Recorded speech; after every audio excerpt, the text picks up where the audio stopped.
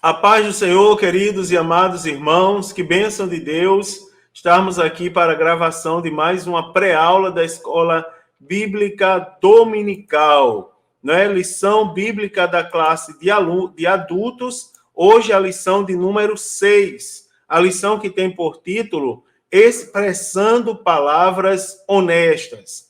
E antes de começar, irmãos, a ministrar sobre essa lição, como sempre faço, eu quero deixar algumas dicas para os nossos queridos professores. A dica que eu dou hoje é a importância do planejamento para uma aula de excelência do professor.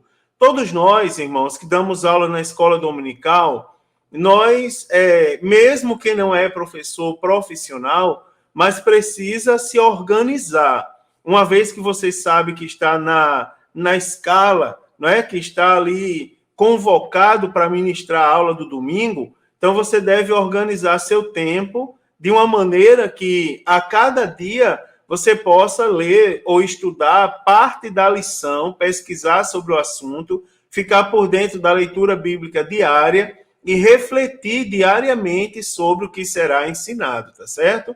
Então, a importância do professor se organizar. Eu escuto, às vezes, professores chegarem no domingo, na hora da aula, e dizer, orem por mim aí que eu não tive tempo de estudar a lição. Só que tem alunos na sala de aula que estudaram a lição a semana toda. E como fica, então, a situação desse professor diante do aluno que estuda, não é? Também o aluno se ajudar o professor, tá certo? Perceber que o professor está com dificuldade em algum ponto, pedir uma oportunidade com humildade e ajudar o servo de Deus. Também a participação do aluno na sala de aula motiva o professor a continuar estudando e buscando ali o aperfeiçoamento, né? No que diz respeito à administração. Queridos, vamos para a pré-aula de hoje, vamos para a nossa lição. A lição é Expressando Palavras Honestas, lição de número 6.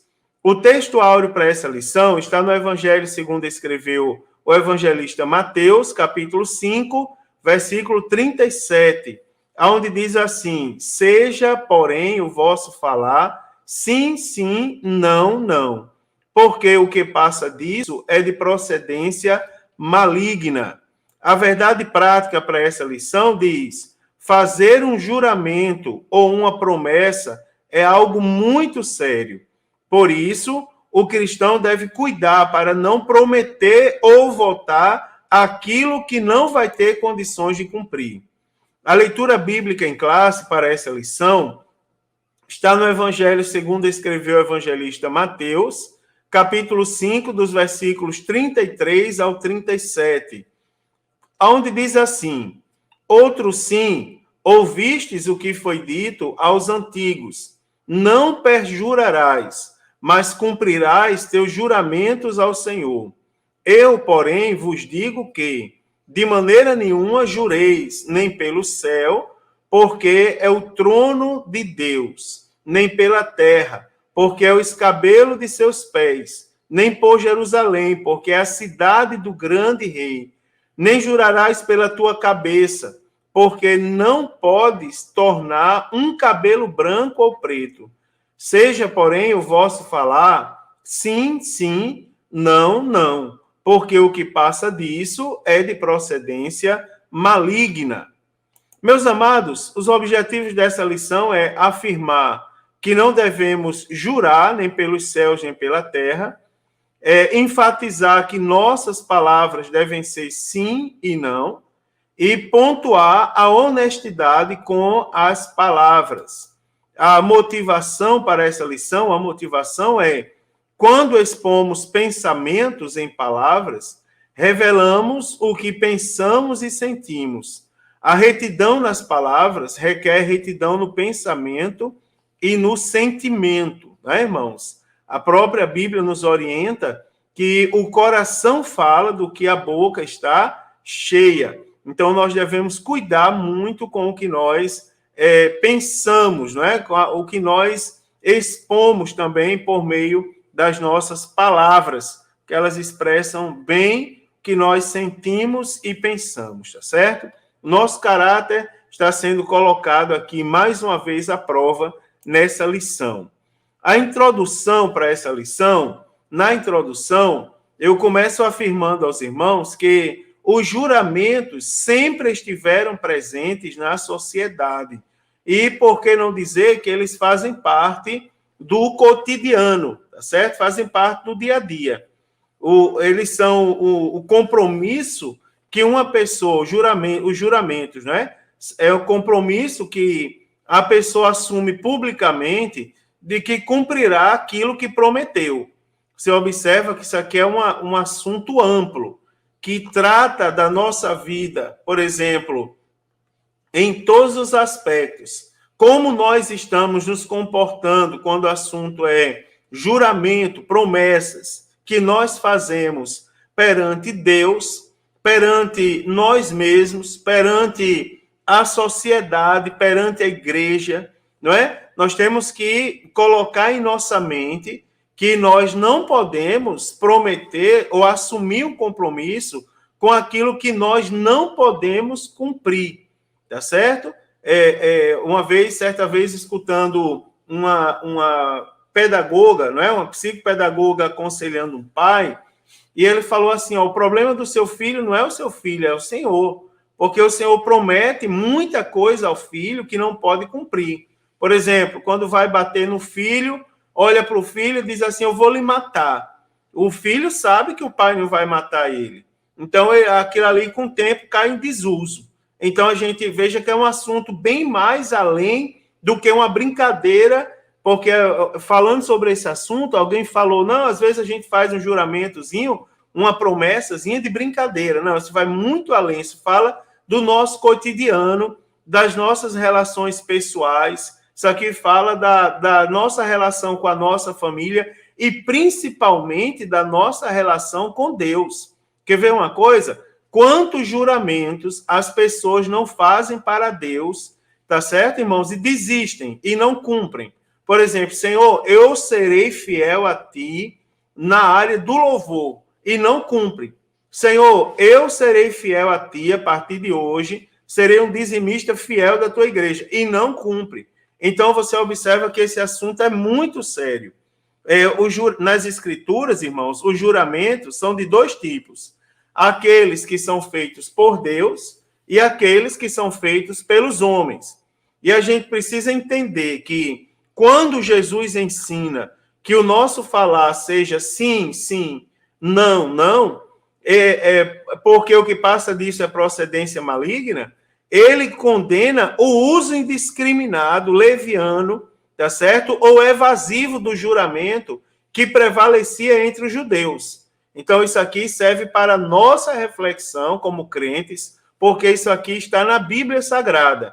Então, nessa lição, eu quero ver com os irmãos aqui como Jesus ensinou que os homens deveriam ser transparentes e honestos na questão do falar, não é? Para que os juramentos eles se tornem categoricamente desnecessários. Se você é uma pessoa honesta, se você é uma pessoa que anda em retidão, se você é uma pessoa que tem compromisso com Deus, você não precisa fazer uso de juramento qualquer para afirmar qualquer coisa da parte do Senhor para qualquer pessoa que seja, em qualquer situação que seja. Então, no reino de Deus, a honestidade dos membros do reino de Deus elimina completamente a necessidade de juramentos de nossa parte. Não é? É o que nós vamos ver aqui nessa lição. Primeiro que tudo, queridos, vamos analisar a Bíblia no que diz respeito ao Antigo Testamento. O que o Antigo Testamento ele diz sobre o juramento? Segundo o dicionário Champlin, não é uma declaração, não é? Juramento é uma declaração ou então uma promessa reforçada por um apelo a Deus, alguma coisa sagrada e a alguma elevada autoridade, alguma testemunha que garanta a sinceridade e a intenção de quem jurou e de quem cumprirá a sua declaração. Utiliza-se um juramento, não é? Para afirmar a veracidade de uma declaração qualquer, quando não há evidência presente com esse propósito. Então, a credibilidade de uma assertiva é fomentada por juramento, não é? A pessoa tenta ali prevalecer, né? Tenta fazer que sua palavra seja verdade, seja considerada verdade, a partir de um juramento que ela faz, tá certo? Então, primeiro, a prática do juramento. O costume, irmãos, de fazer juramentos, ele é mais antigo do que a lei. Se nós observarmos a Bíblia Sagrada, nós vamos encontrar diversas narrativas de personagens bíblicos que recorrem a juramento, tomando para isso o nome de Deus. Por exemplo, antes da lei, não é? Abraão, ele exortou ao seu servo Eliezer que jurasse que não trairia uma pagã para ser esposa que não traria, aliás, uma pagã para ser esposa de Isaac, seu filho. Jacó também jurou diante de Labão que cuidaria bem de suas filhas e netos e não transpassaria os termos de sua terra. E também, perto da morte, Jacó pediu que seu corpo não fosse sepultado no Egito, mas na sepultura dos seus pais. E assim José jurou, não é, a seu pai Jacó. Então, certo teólogo, certa vez, sugeriu que a proclamação do nome divino em um juramento era considerado como um ato em que Deus comparecia e oferecia-se como companheiro ou testemunha, que parece, não é, irmãos, encontrar respaldo nas escrituras sagradas. Então, você observa o juramento como algo extremamente sério. O que acontece? A lei agora surge para regular o juramento, né? Costume de jurar, ele foi adotado pela lei como algo necessário. Então, ao contrário do que alguns pensam, a lei de Moisés, irmãos, ela não proibia o juramento. Por exemplo, Levítico 19 e 12. Está escrito assim, ó. Livro do Levítico, capítulo 19, versículo de número... Levítico 19 e 12. Está escrito, nem jureis falso pelo meu nome, pois profanarias o nome do vosso Deus. Eu sou o Senhor. Você observa que a proibição aqui não era para não jurar, tá certo?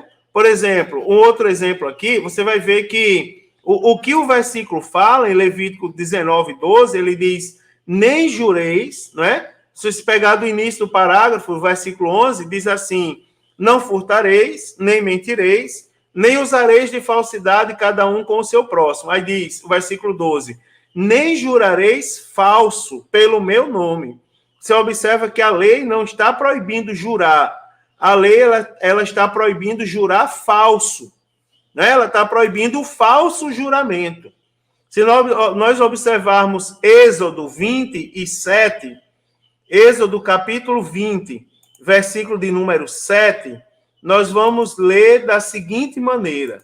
Êxodo 27 vai dizer assim, não tomarás o nome do Senhor, teu Deus, em vão, porque o Senhor não terá por inocente o que tomar o seu nome em vão. Então, você observa que o que está sendo chamado a atenção aqui, o que está sendo proibido, não é fazer menção ao nome de Deus, assim como não estava proibido jurar, estava proibido o falso juramento. Agora, também não está proibindo fazer menção ao nome de Deus, mas está proibindo fazer menção ao nome de Deus em vão. Né, irmãos? Que é interessante.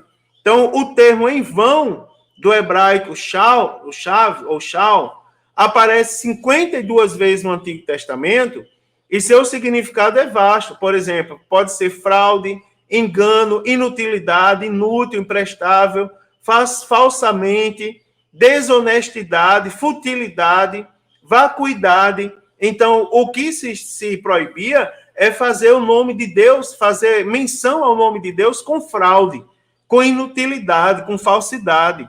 Então, isso é o que o terceiro mandamento proíbe. Então, os pontos central desse mandamento é proibir o costume do juramento falso. né, irmãos? Pois o verdadeiro juramento, ele deveria ser feito mediante a invocação do nome de Deus. Então, a lei punia o falso juramento que também é conhecido por perjúrio.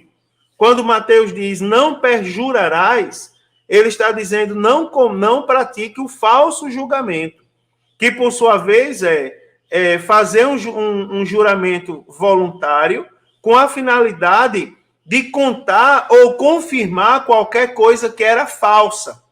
Né? Então, o perjúrio significa fazer um juramento voluntário, ou seja, você não é obrigado, é uma coisa voluntária, por espontânea vontade, com a finalidade de contar ou de confirmar uma coisa falsa. Então, essa atitude, esse perjúrio, era considerado como uma atitude grave.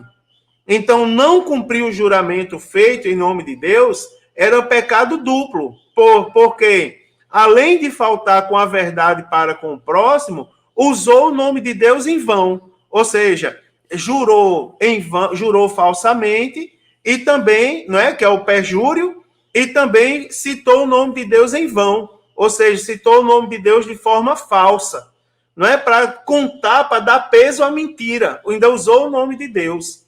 Então, Levítico 19, 11, 12 diz, não furtarás, nem mentireis, nem usarás de falsidade, cada um com o seu próximo, nem jurareis falso pelo meu nome, né? Pois profanareis o nome do vosso Deus. Eu sou o Senhor. Então, me perdoe, o perjúrio, ele não poderia ficar sem punição, tá certo? Que podendo ser uma restituição, e em alguns casos mais graves, o perjúrio era punido, inclusive, com a morte. Né? Então, a falsidade e a profanação estavam presentes nesse ato deliberado do dolo. O dolo, irmãos, é um crime intencional. Então, quando alguém jurava falsamente, quando alguém cometia o perjúrio, era considerado um crime doloso, que inclusive poderia ser punido com a morte. Não é? Vai desde a restituição até mesmo a morte de quem estava cometendo aquele ato doloso, ou seja, aquele ato intencional. Também eu posso falar sobre a sublimação do juramento por Jesus. O que a lei prescrevia era o juramento com verdade e temor, né, irmãos? Então, a lei, ela chamava atenção, como a gente leu Levítico 19, 12, eu posso ler também Deuteronômio, capítulo 6, e versículo de número 13. Deuteronômio 6 e 13 diz assim, ó, o Senhor, teu Deus, temerás e a ele servirás e pelo seu nome jurarás.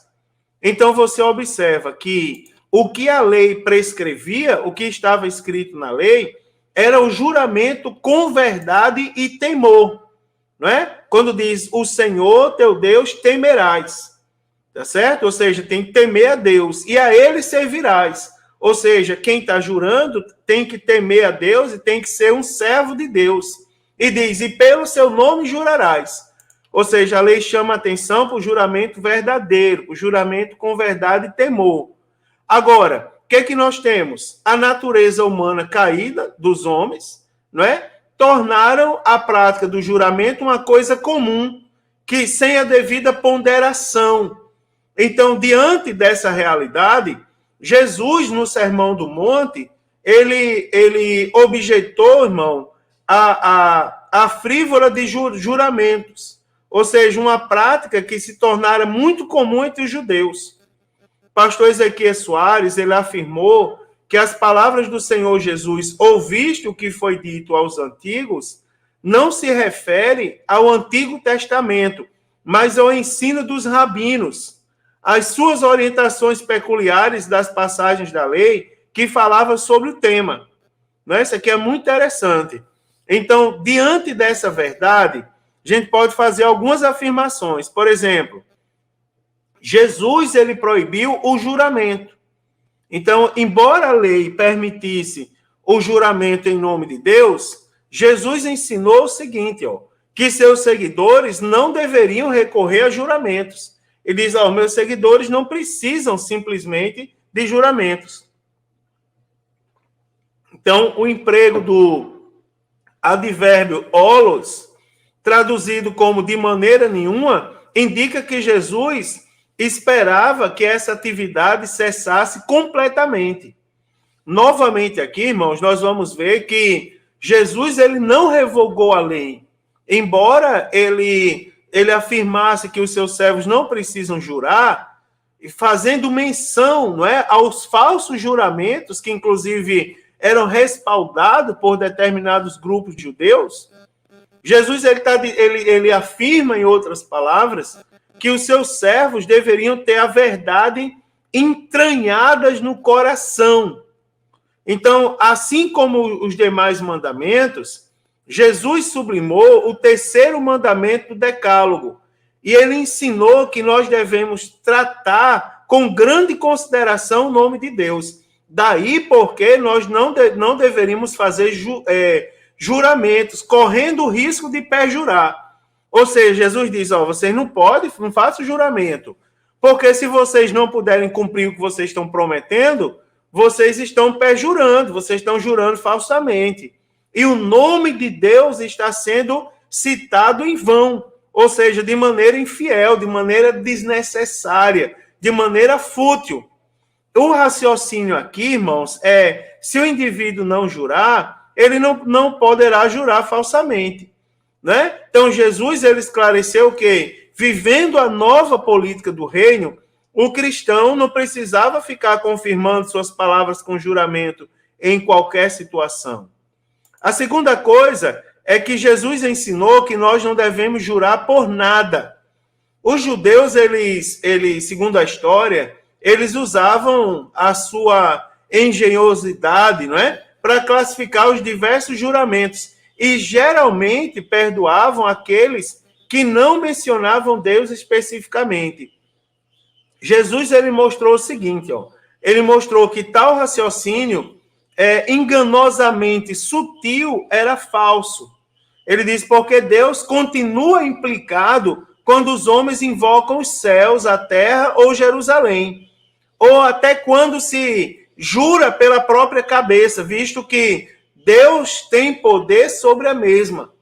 Ou seja, Jesus ele estava dizendo que nós não podemos jurar por nada. Ele está dizendo, a essa recomendação que ele dá, não tem exceção. Não é, irmãos? A essa recomendação não tem exceção nenhuma. O salmista, lá no Salmos 24, verso 1, ele diz assim, do Senhor é a terra, o mundo e os que nele habitam. Por exemplo, quando a Bíblia diz assim, você não pode tornar preto um cabelo branco, ou branco um preto. Significa dizer que você não tem domínio sobre a sua cabeça.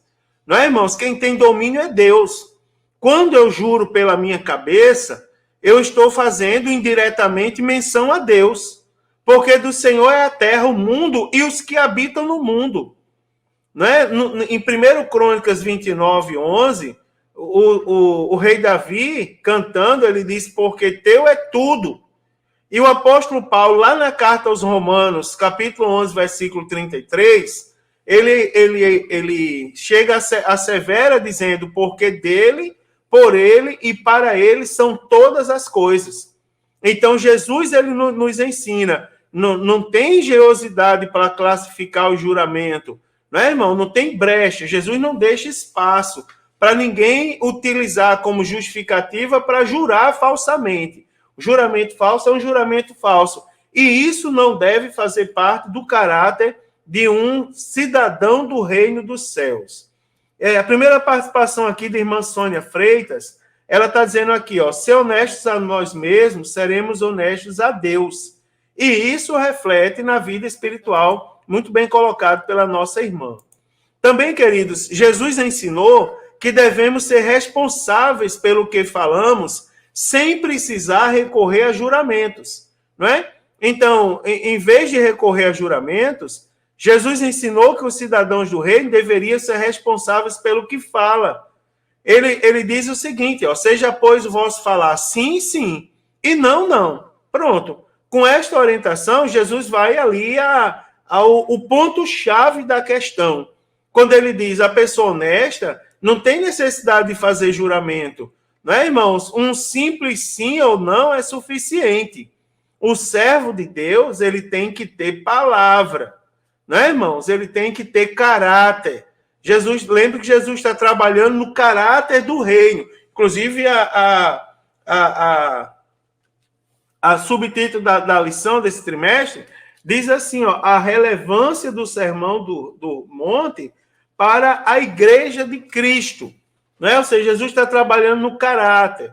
Não é certo? O teólogo ele afirma, se você tiver essa integridade, se você tiver a integridade do reino, as pessoas acreditarão no que você diz, simplesmente, sem precisar que você jure, né? Recorra a juramentos. Então, Jesus ele ainda ensina sobre essa questão que jurar falsamente é de procedência maligna. Você observa que se não é da parte de Deus, irmãos, se Jesus disse para não jurar, então quem insiste em jurar, na verdade, está optando por ser contrário a Jesus. Está pecando, cometendo o mesmo pecado de Adão, ou seja, está se associando à serpente, não é? que tenta descaracterizar os valores do reino. Então, Jesus ele foi a raiz do mandamento. E com isso ele mostrou o espírito da lei, que não só condena o ato, mas também a intenção que procede o ato. Então, igualmente, quando condenou o faltar com verdade, ele ensinou que a mentira tem procedência maligna. Né? Nós acabamos de ler na leitura de hoje. Seja, pois, vós falar sim, sim, não, não. E o que passa disso é de procedência maligna. Jesus ensinou, está muito claro na sua palavra, que o diabo é o pai da mentira, porque não se firmou na verdade. Só para lembrar aos irmãos, Evangelho segundo escreveu João, capítulo 8, versículo de número 44, diz assim, ó, diz, vós tendes por pai ao diabo, e quereis satisfazer os desejos de vosso pai. Ele foi homicida desde o princípio. Não se firmou na verdade, porque não há verdade nele. Quando ele profere mentira, fala do que ele é próprio, porque é mentiroso e é o pai da mentira. Né, irmãos? Então você observa que Jesus afirma na sua palavra. Foi o Satanás que encheu o coração, por exemplo, de Ananias e Safira, não é? Para que mentissem quanto ao valor real da fazenda que venderam. E, irmãos, para esse ato, eles receberam a justa retribuição, que foi o quê? A morte pública, a sentença de morte pública. Então, nós não devemos jurar nem pelos céus, nem pela terra, tá certo? Primeiro, a lei do juramento. Então, de acordo com o dicionário bíblico Wycliffe, a lei mosaica enfatizou a natureza obrigatória dos juramentos e decretou o castigo, não é? Para o perjurado, que eu já falei, que poderia ir desde prestação de serviço, digamos assim, até a própria morte, não é? Ou seja, aquele que faz um juramento falso.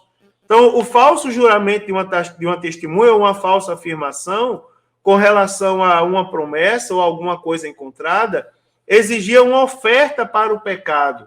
E a lei enfatizou a seriedade dos julgamentos e proibiu também os juramentos feitos a outros deuses. Qual era o propósito da lei de juramento? O propósito, que antes era benéfico, né, irmãos? Tinha por objetivo de descobrir a verdade. Então, na verdade, tratava-se de um apelo solene que o adorador fazia a Deus, tendo por consciência de que Deus era o grande juiz, onisciente e onipotente, dono de tudo, que esquadrinhava os corações de todos os homens e que revelava o íntimo de cada um, a verdade e a sinceridade presente no espírito do homem. Então, nós temos, como já falei, que na Escritura os juramentos podem ser dois tipos, né? Aquele feitos por Deus e também aqueles feitos pelos homens. Também a lei diz, não jureis pelo céu, nem pelo céu, nem pela terra. Então, os escribas e os fariseus, quanto ao juramento, eles foram sutis, não é? E essa sutilidade ali pode ser notada quando eles diziam que qualquer voto que o adorador fizesse usando o nome de Deus estava vinculado àquele juramento. Mas um voto feito sem que fosse pronunciado o nome de Deus era de menor valor. Então, nesse caso, não precisava ser cumprido. Ou seja, os judeus eles chegavam a permitir o perjúrio. Isso, né, irmãos, quando a gente permite que o pecado faça parte da nossa vida, nós sabemos que espiritualmente vai chegar um ponto que o pecado vai destruir a nossa vida. Então, foi contra esse procedimento, né, dissimulado, hipócrita, completamente hipócrita, que Jesus confronta os judeus, né? Então, essa tenuidade de classificações feita por escribas e fariseus, permitindo que as pessoas jurassem e dissessem que se não citasse o nome de Deus poderia perjurar, ou seja, jurar falsamente, não tinha qualquer base na lei. Então, para Jesus, quem jurasse pelo céu teria que cumprir, pois foram feitos por Deus, né? E a terra era o estrado dos seus pés, e Jerusalém a cidade do grande Deus. Então, qualquer que fosse o juramento que fosse feito, ele tinha por obrigação ser cumprido. Então, usando qualquer juramento, usando qualquer um desses elementos, o céu, a terra ou Jerusalém, ele deveria ser cumprido porque em qualquer situação o nome de Deus está envolvido. Então, nós podemos concluir aqui, irmãos, mais uma vez, que o cristão verdadeiro e sincero, não é? O cristão verdadeiro e sincero, que tem o coração transformado pelo evangelho, ele não precisa invocar qualquer elemento como céu e terra para afirmar que o que ele está dizendo é verdade, não é? Porque na essência, a essência da verdade, ela deve estar no íntimo do coração do salvo, tá certo? Se você foi transformado pelo evangelho verdadeiramente, no seu coração deve habitar a verdade. No coração de uma pessoa salva, não habita a mentira, tá certo? Ou qualquer tipo de engodo ou engano que possa impedir a salvação. As nossas palavras, elas devem ser sim e não, tá certo? Então, como deve ser o nosso falar? É assim, ó, nós devemos ter muito cuidado com o que se fala, tá certo? Então, nós tomar cuidado com aquilo que nós falamos é algo de extrema valia, ou seja, é algo extremamente valoroso. Essa atitude de ter cuidado com o que se fala declara que tipo de pessoas nós somos. Você observa, irmãos, que quanto mais experiente na vida, o homem, ele mede mais as palavras que ele profere. Quanto mais temente a Deus, ou seja, quanto mais próximo de Deus, o homem ele vai cuidar um pouco mais do que ele diz. Isso é importante porque essa atitude revela que tipo de pessoas nós somos. E nós já aprendemos em lições passadas que importa, sim, a maneira como as pessoas nos veem. É importante que as pessoas nos vejam como cidadãos do céu, e como cidadãos do céu, eles nos conheçam por pessoas de coração verdadeiro, não é? Porque um cristão verdadeiro, um cristão autêntico, e essa lição fala conosco, porque há quem diga, eu li, agora eu não recordo a fonte, eu não acabei não anotando a fonte, mas eu li essa semana, não em um único lugar, eu li em alguns lugares, em algumas fontes, tanto publicadas na internet, como em revistas, como em livros, que o homem, ele não sobrevive sem uma mentira. Ele não sobrevive sem um falso testemunho, sem uma perjúria. Então, o cristão verdadeiro, ele vive na contramão disso.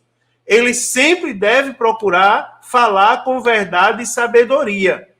Tá certo? Então, com muita propriedade, o sábio rei Salomão, ele falou que a morte e a vida estão no poder da língua. Se a gente for em Provérbios 18 e 21, nós vamos ler, ó, Provérbios 18, versículo 21, está escrito assim: a morte e a vida estão no poder da língua, e aquele que a ama comerá do seu fruto. Então você observa, ó, Jesus também ele foi bem categórico nesse caso, quando ele afirma que pelas palavras ninguém pode ser justificado ou condenado. O que nos impele a ter cuidado no nosso falar. Tá certo, irmãos? Alguém, pelas palavras, nós podemos ser justificados ou condenados. Ou seja, se você fala a verdade, você é justificado.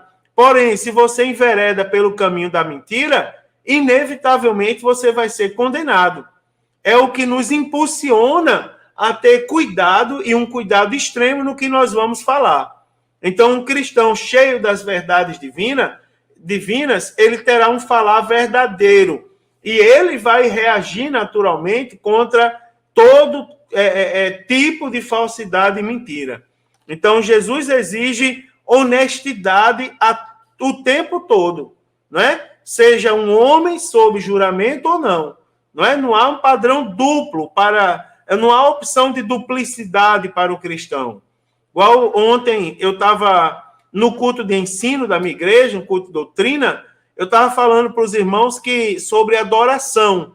Eu primeiro expliquei os aspectos da adoração coletiva e a necessidade de nós exercitarmos, colocarmos em prática a adoração coletiva. E também comecei a falar da adoração individual e toquei no ponto que a adoração deve ser feita em espírito. Eu disse, irmãos, quando a Bíblia diz que Jesus procura, não é? Agora, a hora vem e agora é que os verdadeiros adoradores adorarão o Pai em espírito, ele está dizendo que a todo instante o espírito do homem, ou seja, a parte do homem que se comunica com Deus, ela deve adorar a Deus. Por exemplo, se você estiver em casa, aliás, vamos começar da igreja. Se você estiver na igreja, você deve adorar a Deus. Se você estiver em casa, você deve adorar a Deus. Se você estiver no trabalho, você deve adorar a Deus. Se você estiver na rua, você deve adorar a Deus. Por que eu estou dizendo isso? Porque pela exortação de Jesus, dentro desse contexto de ser adorador toda hora, Jesus não abre brecha para a gente ser honesto, ou seja, não jurar, usar de palavras verdadeiras na igreja e não usar em casa. Usar de palavras verdadeiras na igreja e não usar quando estamos no trabalho. Então, assim, não há um padrão duplo para o cristão. Jesus exige honestidade o tempo inteiro, tá certo? Então, o sim e o não na vida do apóstolo Paulo. Preste atenção. Há situação, irmãos, em que empregamos nossa palavra e, por algum motivo, não conseguimos realizar o que dissemos ou planejamos. Não é? Em 2 Coríntios, depois os irmãos podem ler, capítulo 1, do 12 a 24, há um relato de um episódio que ocorreu com o apóstolo Paulo. O que aconteceu? Ele fez plano para visitar os irmãos da igreja de Corinto, porém, por diversas vezes foi impedido, né? E as coisas não saíram como ele havia planejado. Então, por esse motivo, os acusadores do apóstolo Paulo se valeram dessa situação para fazer graves e sérias acusações contra ele, dizendo que ele não era confiável. Então, o apóstolo Paulo, ele refuta os seus opositores, dizendo assim, que não era o tipo de pessoa que diria sim, quando na realidade queria dizer não. Ou seja, o apóstolo Paulo está dizendo, o meu desejo era de fato visitar. Eu não estou mentindo, eu desejava ir até vocês. Não é? Então ele refuta dizendo que isso não estava no coração dele. Então, o apóstolo Paulo, ele toma Deus como sua fiel testemunha e ele explica o motivo pelo qual não tinha ido, não é? Logo fazer essa visita, que era para poupar os irmãos. Então, se os irmãos lerem aí, 2 Coríntios, capítulo 1, versículo de número 23, lá está escrito assim, ó: invoco, porém, a Deus por testemunha sobre a minha alma, que, para vos poupar, não tenho até agora ido a Corinto. Então, Deus, que conhecia o coração do apóstolo Paulo, disse o apóstolo, sabia do seu verdadeiro sentimento e da vontade de ir visitá-los, né? E declarou a todos que sua vida era de simplicidade e sinceridade, tanto diante da igreja quanto diante do mundo. Então, irmãos, da mesma maneira, né, que os coríntios eles podiam confiar que Deus manteria suas promessas, também podiam confiar que Paulo, como representante de Deus, manteria as suas. Ele ainda os visitaria, mas em uma ocasião melhor. Então, você vê que o apóstolo Paulo, ele fala claramente que no seu coração não habitava mentira. Ele queria, de fato, visitá-los, mas ele estava procurando a melhor ocasião para fazer isso. Está no meu coração o desejo de fazer. Eu não sou mentiroso. Você vê o apóstolo Paulo, ele está cumprindo o que Jesus mandou ele cumprir, não é? A orientação que Jesus deu. Isso deve estar, a verdade deve estar entranhada no nosso caráter. Então, o que passa disso, né, irmão? Segundo Jesus, inclusive falou, é de procedência maligna. Então, como o caso que aconteceu lá em Corinto, em que Paulo conhecia a importância da honestidade e da sinceridade nas palavras e ações, Deus, ele quer que sejamos verdadeiros e transparentes em todos os nossos relacionamentos. Então, ó, isso aqui é para trabalhar na gente, irmãos. Isso aí deve trabalhar no nosso coração. A gente não pode nem brincar com isso, porque tem pessoas que brincam. Por exemplo, eu conheço pessoas que gostam de contar piada. A gente tem que ter cuidado com isso, porque não se conta piada com as coisas de Deus, não se brinca com as coisas de Deus, não é? Você vê quando o diabo disse assim a Jesus, lança daí de cima, porque está escrito, né, aos teus anjos dará ordem ao teu respeito. Ele disse, não, também está escrito, não tentarás o Senhor teu Deus. Então, irmãos, cuidado, não é? Então, porque se a gente não vigiar com isso, nós poderemos nos rebaixar, passando a divulgar rumores, fofocas, não é? A ter segundas intenções, ou seja, daremos lugar a situações de procedência maligna. E é um perigo. Eu vou falar uma coisa séria aqui para vocês. Tem muitas pessoas que essas coisas aí já fazem parte do cotidiano deles, como se nada acontecesse, como se não fosse nada. Já passou a fazer parte do caráter, da vida. Ele não tem mais temor, ele perdeu o temor e automaticamente a certeza que vai morar no céu. Né? Ou pode, inclusive, viver iludido, dizendo que vai morar no céu. Agora, com perjúrio, segundo a palavra de Deus, não vai. Em quinto lugar, nós devemos trabalhar a honestidade com nossas palavras. O que é honestidade? Honestidade, irmãos, é uma virtude de alguém que é correto, que é sincero. Então, do hebraico yashar, que significa reto, honesto, correto, direito, plano, certo e justo. Jó, ele foi descrito como um homem honesto pelo próprio Deus. Lembra, irmãos, da afirmação de Deus? Visto meu servo Jó, homem fiel, sincero, temente a Deus e que se desvia do mal. Não é? Então, Jó foi declarado por Deus uma pessoa honesta. Isso é uma coisa muito bonita que nós devemos buscar, irmãos. Será que se Deus fizer menção a gente, ele vai fazer menção a gente como pessoas honestas? Né? Lá em Atos também nós temos um exemplo de Cornélio, como sendo um homem reto e honesto. Nós lemos Atos, capítulo de número 10, e versículo de número 22, nós vamos ter lá a seguinte afirmação. E eles disseram, Cornélio, o centurião, aí diz assim, ó, varão justo e temente a Deus, e que tem bom testemunho de toda a nação dos judeus. Aí ele diz, foi avisado por um santo anjo de que te chamasse à sua casa e ouvisse as tuas palavras. Então, quem falou nesse caso aqui não foi qualquer pessoa, foi um varão justo, temente a Deus, e que é de bom testemunho, né? E que tem bom testemunho de toda a nação dos judeus. Então você observa a importância do servo de Deus preservar, cultivar, lutar pela honestidade na sua vida.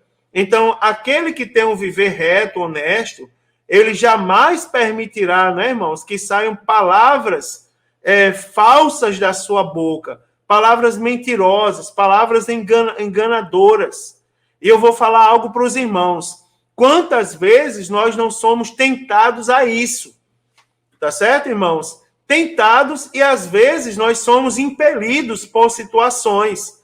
Por exemplo, tem pessoas que vendem a própria alma pelo poder. Tem pessoas que mentem descaradamente para um grupo de pessoas. Utiliza de astúcia, de engano. Não é isso que Jesus procura no servo seu. Tá certo? Agora tem uma pergunta. É possível ser honesto com nossas palavras nesse mundo? Então, preste atenção.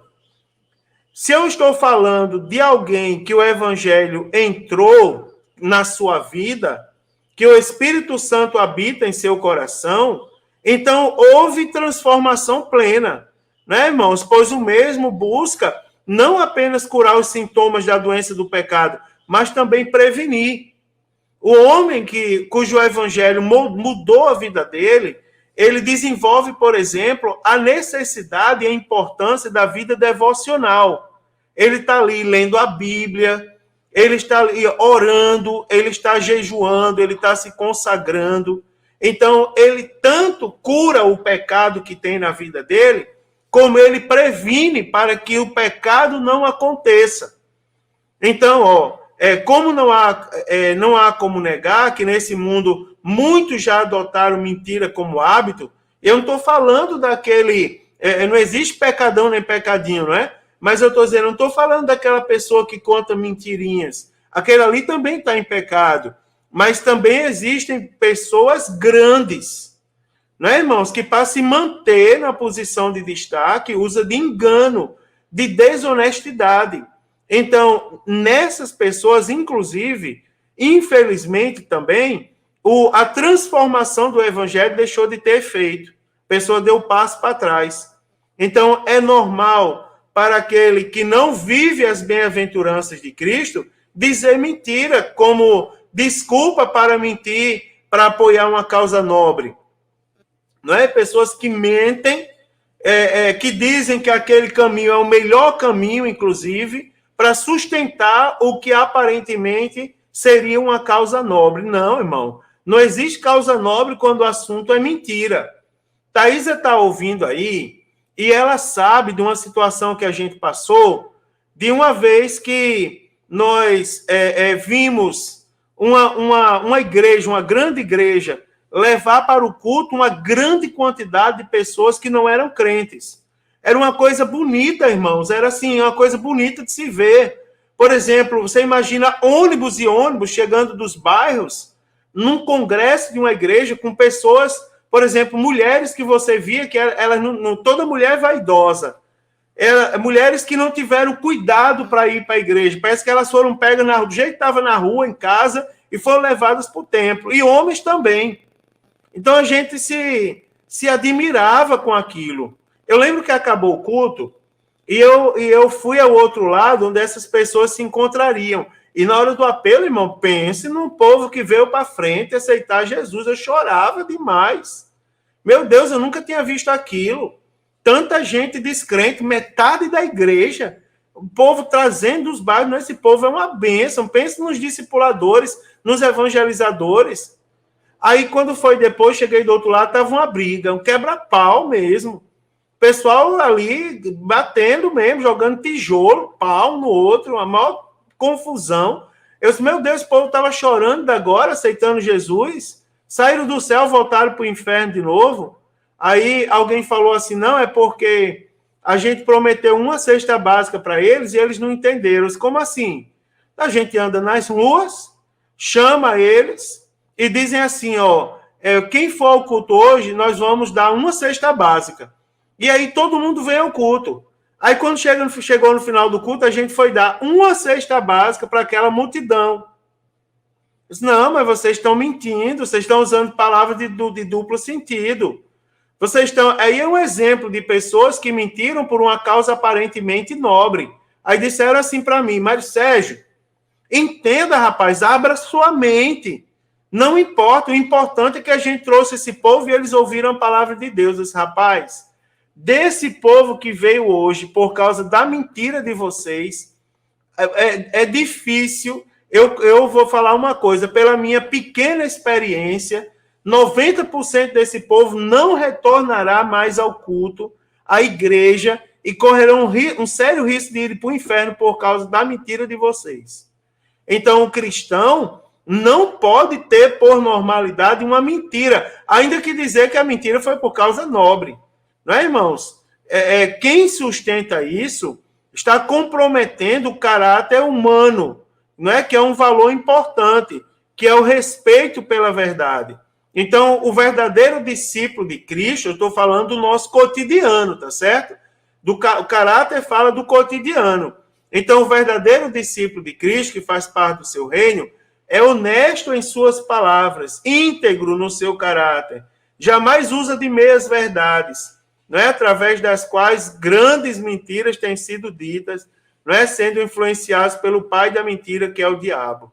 Então, Jesus é a verdade em essência, e os que vivem nele são honestos em tudo, não é? E se eu falar é sim, sim, não, não. Então, é possível ser honesto? Claro que sim, seja um servo de Deus, seja um servo autêntico de Deus. Também dando testemunho, irmãos. Então, uma pessoa honesta revela dignidade de caráter, é honrada, digna e procede rigorosamente dentro da regra. O rei Salomão disse lá nos Provérbios que que tortuoso é o caminho do homem, cheio de culpa, mas reto o proceder do homem honesto. Então, o verdadeiro cristão, ele procura ser honesto no que fala, ele se mantém longe da falsidade e da mentira, ele conserva a verdade no coração e na conduta, não é, irmãos? Porque esse é o seu valor maior. Agora, uma pergunta a todos nós. Será que nós somos conhecidos por ser uma pessoa de palavra?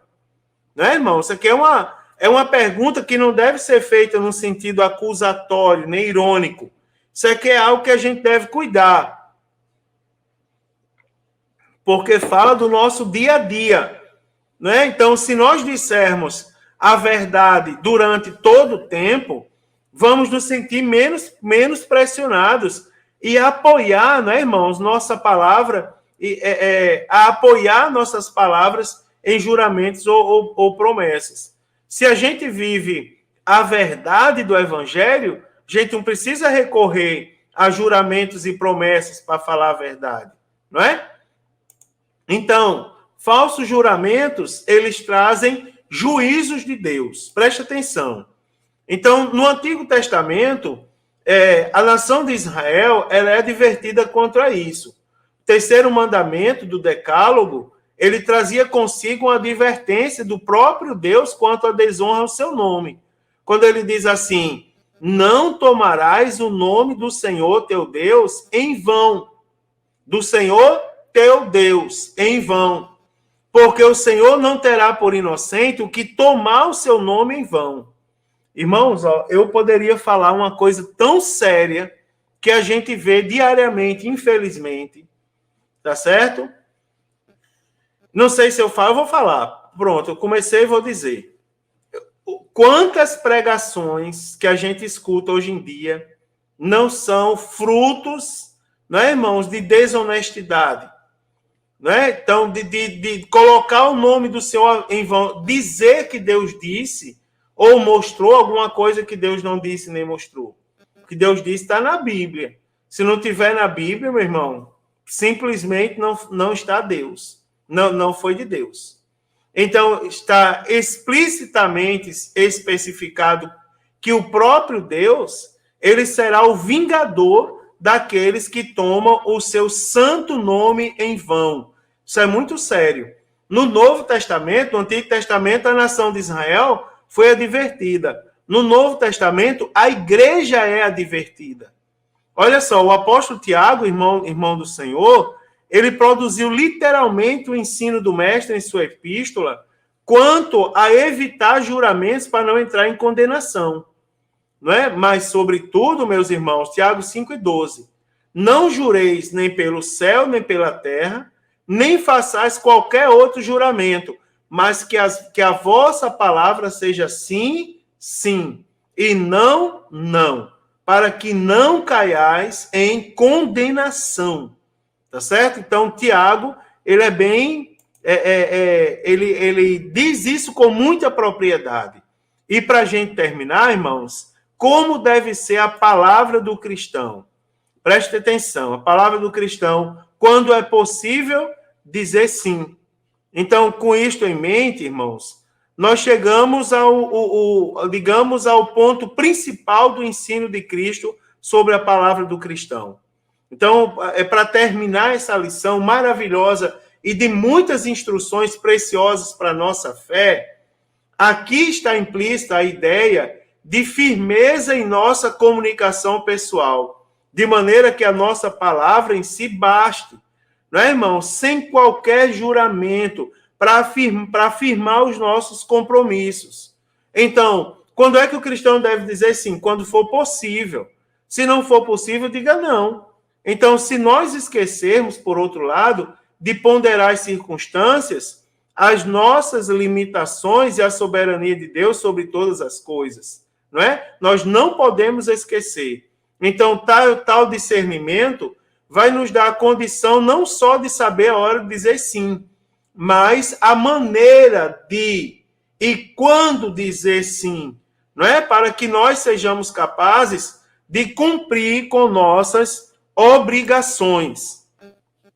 Também, quando é indispensável, dizer não. Não é, irmãos? Então, ter essa firmeza de decisão, por conseguinte, levar-nos a dizer não. Com amor, não é? Sempre que for indispensável, mesmo que para alguns não seja uma atitude fácil dizer não, mas nós temos que dizer. Não é? Então, por faltar ao sacerdote ali, por exemplo, a capacidade de dizer não aos pecados dos seus filhos, foi que Israel sofreu um dos seus mais retumbantes fracassos e perdeu a guerra, né, irmãos? Perdeu a guerra porque perdeu a glória de Deus. Por não saber não, toda a nação sofreu consequência. E para terminar, antes da conclusão, eu quero dizer aos irmãos, falar da procedência maligna, da duplicidade, quanto à questão da duplicidade. Então, a ideia do versículo 37, do capítulo 5 de Mateus, deixa transparecer que em nenhuma circunstância jamais devemos mentir nem usarmos de duplicidade em nossas posições, mas assumir a responsabilidade da nossa palavra no tocante a todas as áreas da nossa vida. Então, a chamada posição de neutralidade, nem contra nem a favor, sempre foi condenada pelas Escrituras.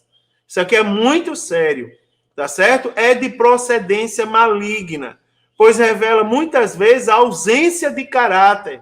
Isso aqui é muito, meu Deus do céu, a falta de compromisso, o mero oportunismo, né? Nós temos que ter cuidado com esse elemento que tem tomado o caráter de muitas pessoas boas.